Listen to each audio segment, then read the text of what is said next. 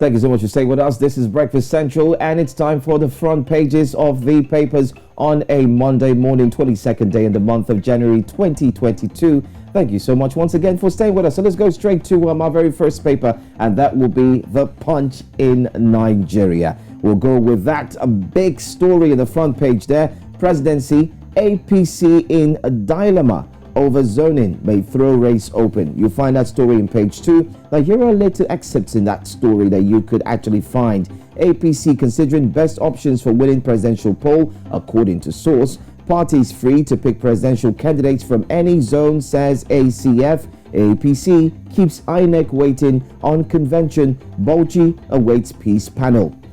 Well, all about politics, but there is this picture of a scarce or dispersed, or rather say an empty space with uncompleted buildings. What's it all about? Well, you might want to find out what it is. It's got to do with something concerning Lekki. Now, do not forget that there's been this story that's ongoing concerning people who are about to build on a very, you know what, go get that information. Yes, the shanties as well. Taking down and put back up, taking down. It's a major problem here. So when you read, you find out what the challenges are, especially with the government trying to ensure that these things do not reoccur again. But let's go to the top. Yes, bank customers transferred 278 trillion naira via e-channels in 2021, NIBS report. Oluchi, 278 trillion naira transferred digitally. Trillion.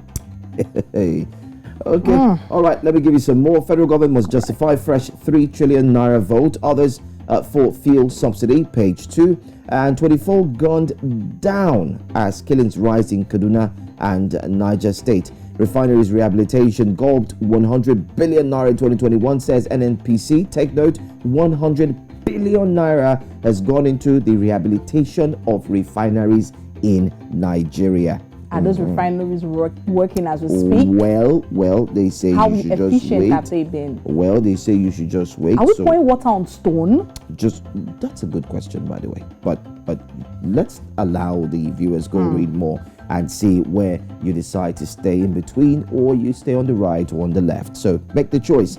And last, I'll take one more. Fayose Oni clash, alleged sellout, rigging in Ekiti, PDP primary. All about politics too. You might want to find that out on the Punch. All right, let's move on to the Daily Nation. This morning we are heading to Kenya, and this morning we have politics at the front page of the Daily Nation as we're counting down to the election that will be happening later this year around August in Kenya. Now, the first one on the left hand here is all about ICC. Kenya still not committal on cooperation with courts. That's on page 11 of the paper. Now, you can see on the right hand here when you're looking at education, grades 3, 4, 5 tests. They're starting their test today. Tests will have big impact on learners' life, and that's on the back page. Now, the big headache, that's what it says here, the big headache. They're using a little bit of biological term here. Litmus test.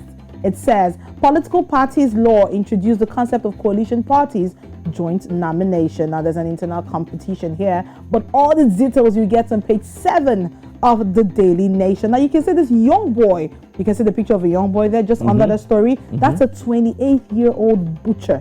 ISIS butcher and fugitive with 10 million shilling bounty on his head. Now, he was arrested in the Democratic Republic of Congo. It says here, the making of a terrorist is on page 10, a young 28-year-old.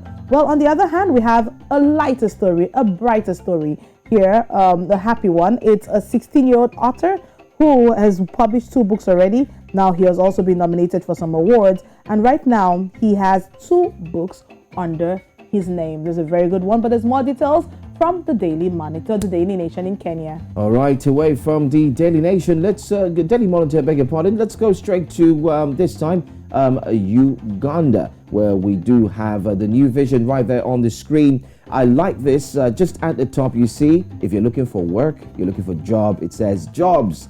Over 6 pages of opportunities inside. So if you go into those 6 pages, you might find what you're looking for. But let's talk about what we also have there on the front page.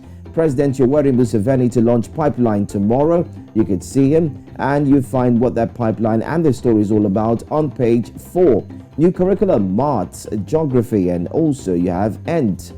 revision questions inside of the New Vision. But let's take a look at the big one, the bolder one. Rwanda opens border today. That's what you have. Rwanda opens border today. It's that trending story, and we'll be talking about it a few minutes from now. We should have that on our top story, so make sure you join us. I'm going to stop here. That's all I'll take for the New Vision. All right, let's wrap up the paper segment this morning with a look at the Daily Monitor. Now, you can see here 5 judges set to bow out this year. You can see the pictures, you can see the names, and you can get your profile on page 8 of the Daily Monitor. Now, healthy living, it says, that's looking at the health sector.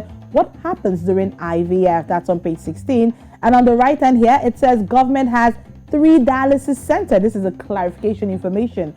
3 dialysis center and 63 machines. That's on page 2 of the Daily Monitor. Now, Ugandans arrested in India over drugs. It also says that on page 10.